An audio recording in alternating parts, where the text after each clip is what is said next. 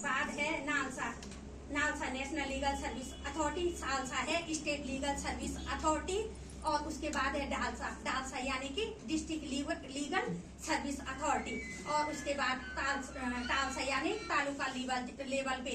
जैसे आप जानते हैं कि हमारे यहाँ श्रीनगर में ही यहाँ पे जज परिषद है, और हमारी माननीय मैम कुमारी अलका कानिया जी आ रखे हैं। तो मैम का हमें मतलब समाज के प्रति जो जागरूकता है, हमेशा सहयोग मिलता रहता है।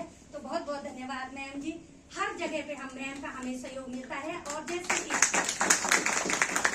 जैसे कि आप जानते हैं कभी कभी क्या होता है, हमारे गाँव में है कई गरीब तबके के मतलब महिलाएं हैं, परिवार हैं, जिनको की कानूनी सहायता नहीं मिल पाती, और वो पैसों की वजह से या किसी कारणवश जो उनकी मतलब जमीनी विवाद है या पारिवारिक कलह है, मतलब उनको नहीं कर पाते। तो डीएलएस से है, डिस्ट्रिक्ट लीगल सर्विस अथॉरिटी है।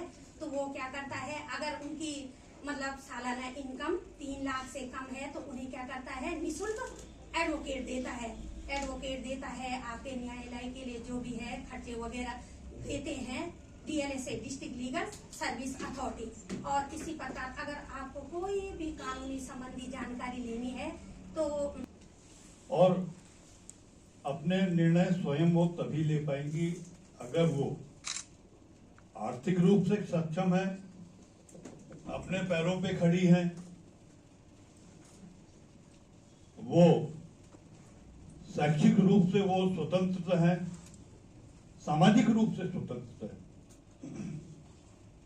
और इस क्रम में कोई भी महिला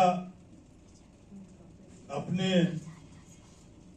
जिसको कह सकते हैं निर्णय लेने के लिए स्वतंत्र तभी हो सकती है कि जब वो अपने पैरों पे खड़ी हो, आर्थिक रूप से उसको उसके पास स्वतंत्रता हो।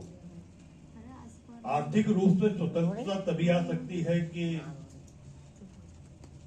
जब उसको भेदभाव रहित जो है, जो भी चाहे, सीरियसली आज आप कंटेंट क्रिएटर से लेकर के आप देश की राष्ट्रपति तक कुछ भी बन सकते हैं, ठीक है।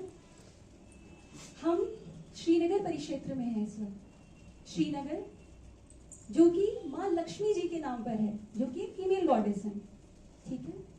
यह माँ धारी का क्षेत्र है, उन्हीं वही गवर्न करती है ना इस क्षेत्र को, वो भी एक फीमेल है। सबसे बड़ी चीज, यहाँ पर जितनी भी आपको अच्छी पोस्ट है उन पर सब फीमेल्स हैं। हमारी मैम है, आप न्यायाधीश हैं यहाँ पर, वो भी एक फीमेल है। श्रीनगर परिक्षेत्र में जो आपकी मेयर है वो भी एक फीमेल है, जो आपकी एसडीएम है वो भी फीमेल है। तो यहाँ पर जितनी भी अच्छी पोस्ट है उन सब पर फीमेल्स हैं। तो आपको तो इंस्पायर होने के लिए कहीं बाहर जाने की जरूरत ही नहीं है, आप तो यहीं पर ये देख सकते हो। मतलब आई थिंक यहाँ पर जो पार्षद भी है मैक्सिमम उसमें फीमेल्स हैं।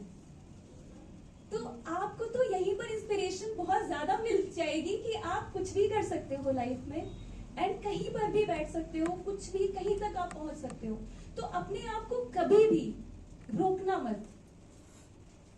जो आपके मन में हो कि आपको ये करना है या ये आपको बनना है, पूरी कोशिश करना, जितना आपके बस में हो 100% देना। कुछ लोगों को नींद भी आ रही थी और कुछ लोग थोड़ा डाउन भी लग रहे हैं बेचारे, हाँ, बट मैं शॉर्ट में ही रखूंगी। अपने आप को कभी भी मत रोकना और अपने राइट के लिए खड़े होना, फिर चाहे आपको अपने परिवार से ही क्यों ना लड़ना हो। बहुत बार ऐसा होता है कि कभी कभी हमारे पंख बहुत ज्यादा हम फैलाना चाहते हैं। जीवन में हर क्षेत्र में देना है, सामाजिक, आर्थिक, राजनीतिक, हर फील्ड में देना है। और वो स्वतंत्रता ऐसी होनी चाहिए कि आप अपने दायरे में हो, आप अपने पेरेंट्स का भी सम्मान करें, घर वालों का भी सम्मान करें, अपनी इच्छाएं भी रखें। ये नहीं कि आप अपनी मन मर्जी से चले जाए, घर से विचारों से अलग चले जाए।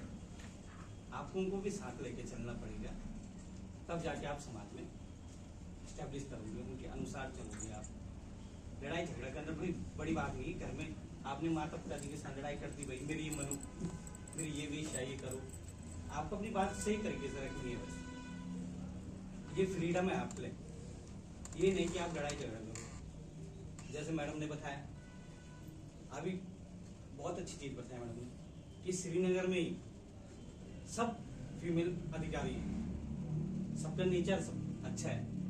आपको इंस्पिरेशन लेनी चाहिए इन चीजों से।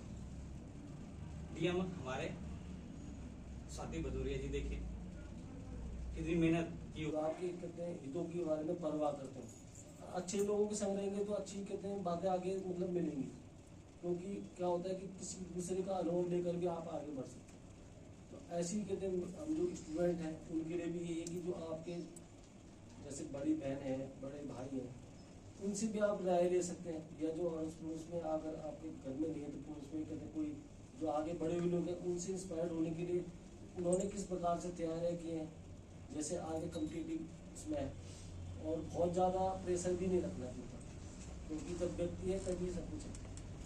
आजकल बच्चे आत्महत्या कर रहे हैं, कोई ड्रग्स ले रहे हैं, कोई नेगेटिव थॉट में जा रहे हैं, तो उसका कारण है कि उनका जो परिवेश है, जो उनके दोस्त हैं, उसको भी मतलब अपने सोच समझ के चुनना पड़ेगा, ताकि भविष्य भी सुरक्षित रहे और आगे भी हम तभी बढ़ पाएंगे जब हम खुद ही सुरक्षित रहेंगे और अच्छी परंपरा को आगे लेंगे।